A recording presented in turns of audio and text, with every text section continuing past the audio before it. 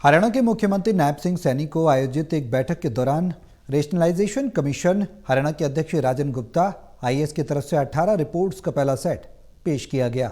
राज्य सरकार की तरफ से विभिन्न सरकारी विभागों, बोर्डों और निगमों के पुनर्गठन की सिफारिश करने के लिए रेशनलाइजेशन कमीशन का गठन किया गया था।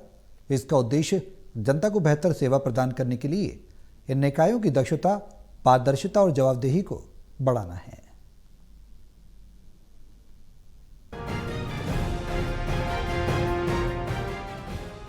मुख्यमंत्री नायब सिंह सैनी को चंडीगढ़ में आयोजित एक बैठक के दौरान रेशनलाइजेशन कमीशन हरियाणा के अध्यक्ष राजन गुप्ता आईएएस की तरफ से 18 रिपोर्टों का पहला सेट प्रस्तुत किया गया।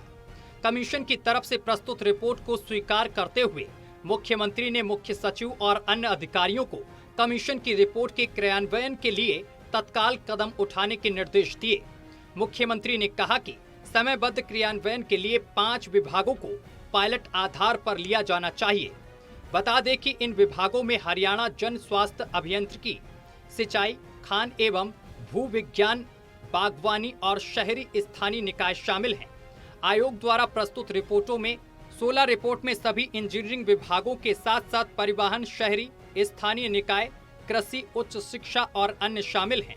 राजन गुप्ता ने मुख्यमंत्री को बताया है कि 5 रिपोर्टों का एक और सेट लगभग पूरा हो चुका है और कुछ दिनों के भीतर प्रस्तुत किया जाएगा। अन्य 23 विभागों के संबंध में कवायद अंतिम चरण में है। वहीं आयोग ने अपनी रिपोर्ट में 88 नगर निगमों, परिषदों और समितियों के साथ साथ 189 सरकारी कॉलेजों में से प्रत्येक के लिए संशोधित संरचना की संस्तुति की। इसमें मौजूदा सिंचाई विभाग को 2 अलग अलग इकाइयों में विभाजित करके बाढ़ नियंत्रण के लिए एक स्वतंत्र जल निकासी और भूजल पुनर्भरण विभाग के निर्माण का भी प्रस्ताव किया गया। इसके अतिरिक्त रिपोर्ट में कई विभागों में नए संस्थानों की स्थापना और अनावश्यक संस्थानों को बंद करने का सुझाव दिया गया। 2 या 3 विभागों को छोड़कर लगभग सभी अन्य विभागों में पदों की संख्या में उल्लेखनीय वृद्धि होने की उम्मीद है। रेशनलाइजेशन कमीशन के अध्यक्ष राजन गुप्ता ने मुख्यमंत्री को अवगत कराया है कि आयोग की रिपोर्ट का उद्देश्य उन विभागों के निम्नतम स्तर को पूर्ण रूप से सशक्त बनाकर विभागीय दक्षता में सुधार करना है, जो मुख्य रूप से जनता से संवाद करते हैं, ताकि वे अधिक उत्तरदायी और जवाबदेही बन सकें। कमीशन ने निम्नतम स्तर के कार्यालयों से लेकर विभाग प्रमुख के कार्यालयों तक सभी विभागों का पुनर्गठन किया है।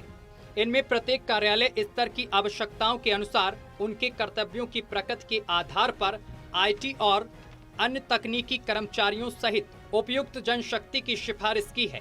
इसके अतिरिक्त कमीशन को विभागीय दक्षता में सुधार लाने तथा सभी स्तरों के अधिकारियों एवं कर्मचारियों की जवाबदेही बढ़ाने के लिए आधुनिक प्रबंधन प्रणाली शुरू करने का सुझाव देने का कार्य सौंपा गया था।